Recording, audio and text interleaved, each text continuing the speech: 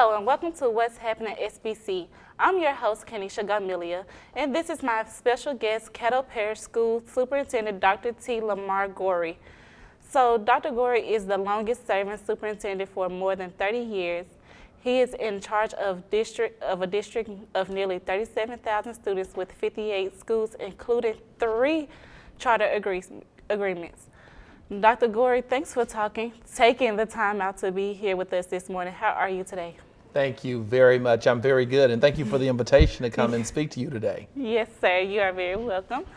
So first things first, we would like to know what led you to the field of education. You know, when I think about my role to education, it's very interesting in the respect that I'm the son of 2 career Caddo Parish educators. My mother was a longtime counselor, my father a longtime science teacher, both with over 80 years in that space. However, when I graduated from from high school, I decided I would do something different. And why I would decide to do something different, I don't know. But in that respect, I decided to go into business. Went to Morehouse College, very successful there. Came out with a business degree and actually worked in corporate America. And it was doing a job fair as a part of my management program where I realized that job fair for middle school students really made it clear to me that my true love was education. So that's what I did. I jumped in education. Oh, okay. So you were mostly influenced by your family. I think, yes, it was my family, but when I look at education, I think about it as something somewhat like the pastoralship, where it's a calling. And I truly do believe that this is a space where God called me to serve. Oh, okay, great. So I do understand your wife is a teacher at one of the charter schools. Can you briefly explain the difference between charter and public schools? So when you look at our charter school networks, what you see is that, the charter was a response to this choice movement that you see across our country. And it really speaks to parents wanting to have options and choices as to how they educate their children. Now, in that respect, the charter schools operate, even though it's part of the district, they make all of the autonomous decisions around how they implement and educate children. So it does provide something that's different from, the systematic approach that we take in school districts. It's more of an autonomous approach, and it does provide those families with that autonomy. Oh, okay, that's great. So I do understand you started your career in Marietta, Georgia. How would you compare teaching at the start of your career versus teaching today? Oh my God, teaching at the start of my career, I was a first-year teacher in 1996. So you're talking right at 25 years ago. Oh. And if you compare teaching there, when we talk about the level of accountability, it's totally different. I often joke, and many educators of my age joke, that we owe an apology to students that we taught because we just know so much more today about how to effectively use data to create stronger students. We know so much more about the importance of problem solving and just really teaching past what we call that knowledge base, really past that why is 1 + 1 2, or why is 2 + 2 4, but why is 2 + 2 4. So I do think that we as a society have advanced so much, and accountability has played a big part in that, and really in creating students that are not just not just competitive here in the United States, but that are globally competitive. Oh, okay. So after teaching in Georgia, you also taught in Fort Worth, Texas, before moving into an administrative role as an assistant principal at Mansfield Middle School. What is the biggest difference between the classroom and the boardroom there? So, what I would tell you is that what I actually did there was I was a teacher in Marietta, Georgia. Then we moved to Fort Worth, Texas. I taught there, became assistant principal there, and went to Mansfield as a principal. And when I speak about the difference between the classroom and, of course, administration, it's very different. And one thing that I looked at, especially as a business major, was really always looking for that opportunity to make a bigger impact. So, when you're in a classroom, you're impacting those 20 to 30 kids in the classroom, assistant principal, maybe 300 kids in a grade level, as a principal, 1,000 kids. And, when you talk about the difference as you transition to the boardroom, you're then looking at what's my opportunity now to impact 37,000 children in the parish. So for me, it's always been about the impact. It's been about building teams that really do things that create better outcomes for children. So it's a big difference between the classroom and the boardroom. I think it goes to impact. I mean, both, but I will say the most powerful space is that classroom, because you're so close to the child. You're Right. close to that level of success. So never ever doubt the power of that teacher in the classroom. So in December of 2013, you established a transformation zone in Caddo Parish. Describe for our audience what the transformation zone is. So in December of 13, when I became superintendent in the parish, I was faced with 10 schools at the time that were eligible for state takeover. So these were 10 schools that had already been low performing long enough to where the state could actually take those schools. Now, what I did in that respect was I had to come up with a plan to prevent our schools from being taken, because that was one of the charges that the board hired me on. In that respect, we formed what was called the Transformation Zone. And what this did was it provided specific supports to those 10 schools that had struggled. I describe it as a triage. We looked at where those schools were, and we really looked at how can we very specifically, from an equity lens, provide those opportunities so that those children too could grow and be successful.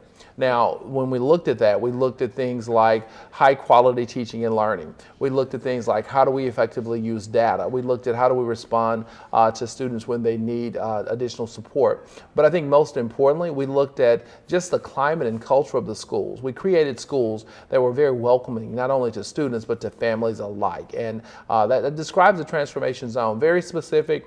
They had first dibs on any type of supports that they needed. We were there and very responsive to what they needed. We'll be right back. We're going to take a quick short break, and after that, we'll discuss more with you. Nursing is a career, it's not a job. It's a passion, it's an art and a science. Yes, you want to go to BPCC.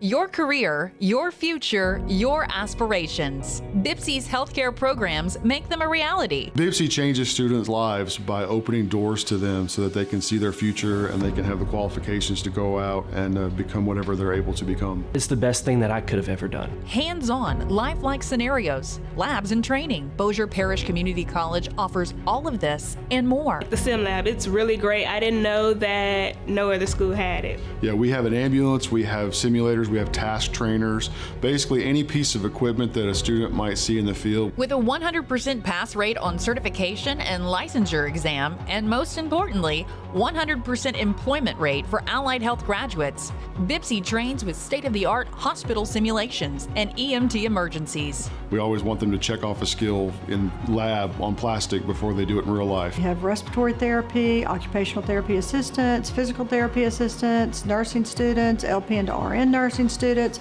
They all come through the simulation lab. We have one of the best sim labs in the state. From cutting-edge lab techniques to personal training with a 10-to-1 student-teacher ratio, Bossier Parish Community College gives you practical knowledge with the latest teaching technology, innovation, and inspiration for your career and for your future. With more than 14 programs in the healthcare industry, you can start your path to a healthcare career at Bossier Parish Community College. The BPCC paramedic program prepared me to go out and save lives in the community. These students are getting out making 80, 90, 100,000 a year. Turn your passion for helping people into a career in healthcare. Bossier Parish Community College's experience, training, and knowledge will help make your dreams a reality. We're the front line of the healthcare in the EMS profession, EMTs and paramedics. I have gotten phone calls from nurses that I've worked with in the past, and they say, Terry, your nursing students are some of the best we've ever had.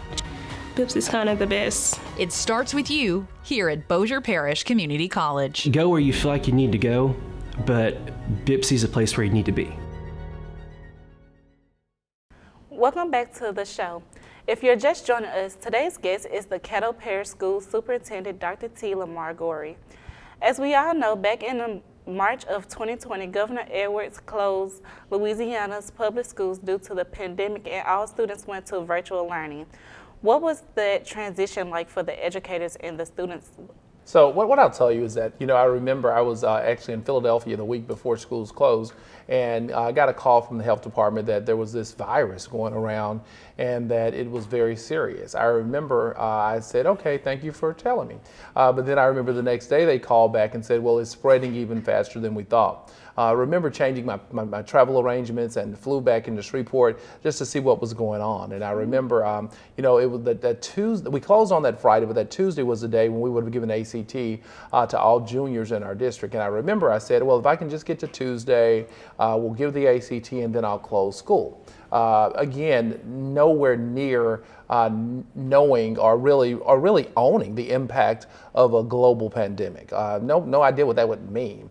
I remember when the governor closed the schools that Friday, I said, well, bummer, we won't be able to do ACT, but we would have that week off, and then the following week would be spring break, so surely we're coming back to school after spring break. I mean, 2 weeks is enough. They'll figure out how to solve this problem with this global pandemic. So unfortunately, that was not the case, and we ended up having to shift to virtual.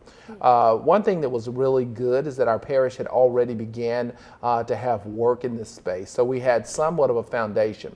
But you're talking buying 5,000 iPads in a matter of days, and not only buying those iPads, but getting those iPads or Chromebooks, whatever the device may have been, but also getting those out to families. You're talking about shifting what's about 2,500 teachers and 37,000 students overnight to you now learn virtually, and we actually finished the school year that way.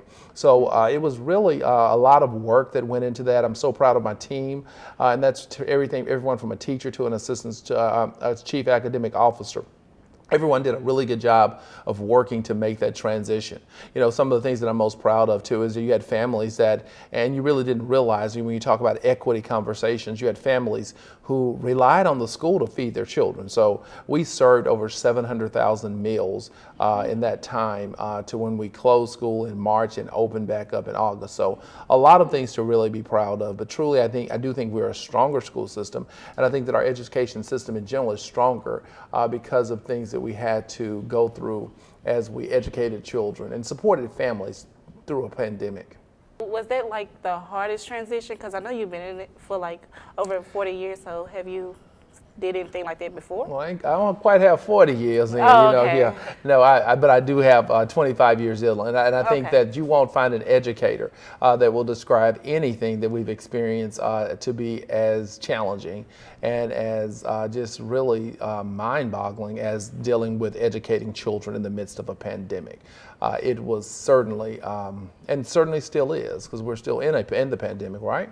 So it still is something that we're dealing with every day. Right. So August of 2020, the new school year is about to start with the new school year. What plans do you have implemented regarding the safety of students and staff members? So when you look at 2020, you're coming back, all students are masked, you're looking at frequent hand washing stations, understand, many of these things had to be changed over summer. You're looking at now, we're no longer using water fountains, we're using bottle fillers. You're looking at teachers having the additional responsibility of not only preparing to teach, but also to pass out a wipe and some cleaning solution so that children can do frequent disinfections of their desks before they even use those things. You're looking at, we're serving cafeteria food in classroom so that we don't have to worry about the transmission of the virus in the cafeteria. So there were so many things. You're looking at our custodial staffs have now had to go to not only cleaning, but also using those disinfectant cleaners, those electrostatic cleaners every day in the classroom. So you saw a situation where everyone's workload almost doubled overnight if we were going to do what we had to do to ensure that we did not increase the spread of the virus. So really proud of our school system though, because we have been since the beginning of this pandemic committed to bringing students back in person as quickly as we can. So we did offer in August of 2020 an option for everyone to come back to school, with about 20% of our students at the time choosing to still stay home and learn virtually. Okay, so speaking of virtual learning, has that had a positive or negative impact on the Caddo Parish academic performances? One thing I tell people all the time is that virtual certainly was a wonderful opportunity at the time, because there were so many families that just did not know, so many families that just did not feel comfortable introducing their children back out into public yet, and I do think virtual worked well at that time. What I'll tell you about virtual, though, I worry greatly about those students in virtual settings because there's a huge level of commitment to successfully be educated virtually. In fact, I would go as far as to say that it's tough to say that you'll ever reach your full potential in a virtual setting, especially when you're talking about students in this pre-K-12 space. So what I would say too about that is that virtually we did the best we could, but we believe as a system that your best opportunities are in an in-person setting, and that's why we do continue to invite families, as many as possible, back to in-person learning. Right, because I'm a college student. I can tell you now, virtual is not good for me. It's tough, yeah, Yes. yeah, and it's much better. Now imagine that on a 7th grader. So. Trust me, I'll probably be pulling my hair out. So how has the pandemic affected extracurricular events like sports, music, and theater? You know, I think the pandemic has taken a total on everything. I do think that just like, we think about this from the perspective of how do we create these least restrictive environments. So I do think that as quickly as we can, we've tried to create normality in the lives of people with emphasis on children.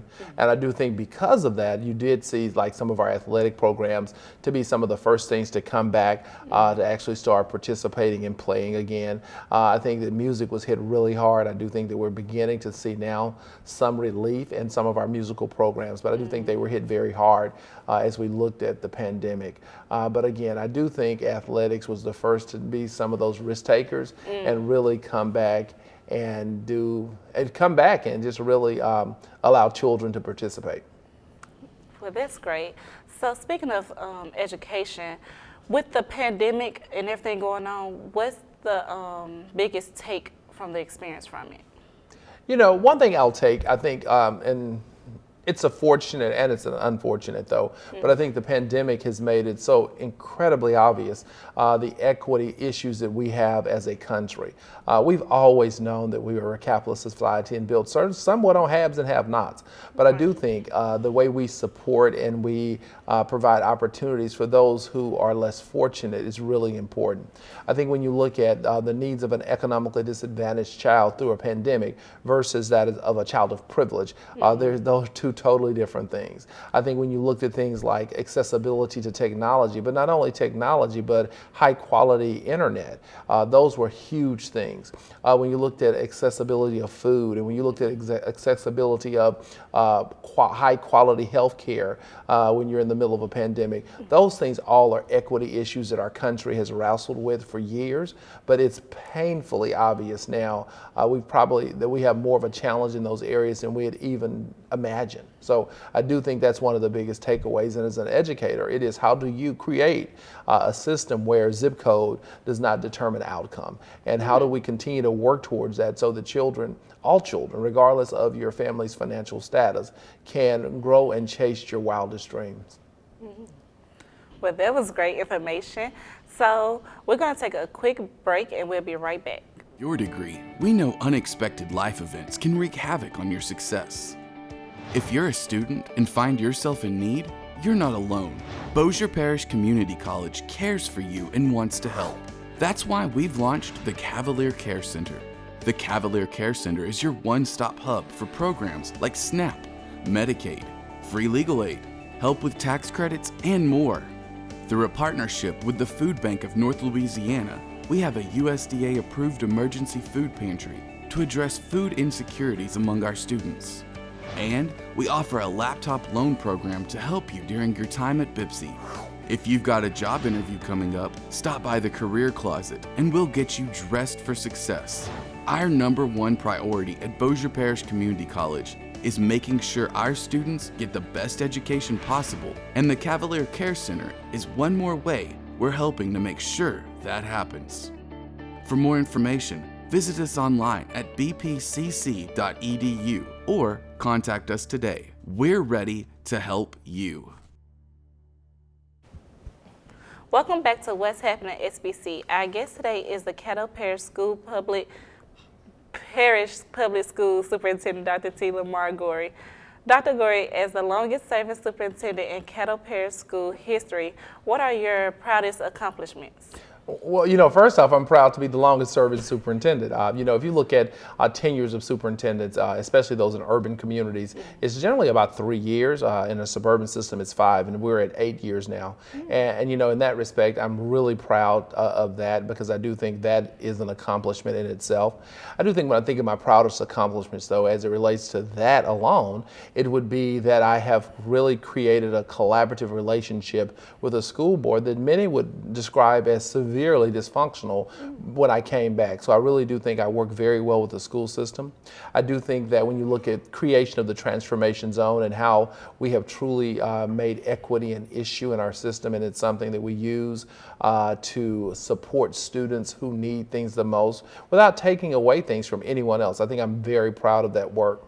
I think when you look at human resources and the quality of teachers and teacher development, I'm very proud of the work that we've done in that space. I think that we've made a measurable impact in ensuring that all students across our district are taught by high quality individuals, and also that we provide the professional development that students need, that those teachers need to continue to provide that high quality education in the classroom.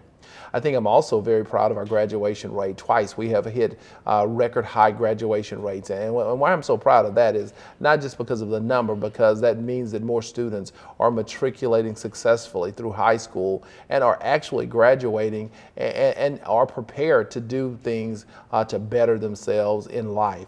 I truly could go on and on about those things that I'm proud of. When you think about adding National Blue Ribbon schools, continuously being the regionals leaders with number of students participating in national, in the National Merit Program. There's a lot of things that I'm proud of, but that's just a few of them. Okay, so with that being said, what is the biggest challenges facing education today? I do think the biggest challenges this pandemic has made very clear. I do think, how are we responding to children of poverty? How are we responding to a lot of the gaps that this pandemic will create in children's knowledge? If you think about their children who have checked out of school in March of 2020, who went virtual, who have to date not checked back in. So how we support those families will continue to be a problem, and how do we continue to utilize the resources that we have? And we've been blessed with a lot of resources to support this space, but how do we make sure that we get the biggest bang for the buck? And how do we make sure that we make the biggest measurable closure of the achievement gap in our country? And really making sure that we, in a country, in a day and age where everyone is very divisive, in a day and age where everyone has all the answers. I mean, we have people now that think they know more than a virus that they can't even see. But even in that setting, how do we continue to move systems and communities forward so that we can be as productive as we possibly can be? Okay, so what do you think is your favorite part of your day? I'll say any day when I have an opportunity to go and be on campuses and really be around the children and to watch that knowledge cycle work is a great day for me. But I will say this, I think it's important though, and why I'm a superintendent and why I'm an administrator period, is because I too think it's important that someone blocks for the teachers and for the principals so that they can do those amazing things they do on campus. So I also am very honored to be able to do that too. So if you could do it all again, would you do it?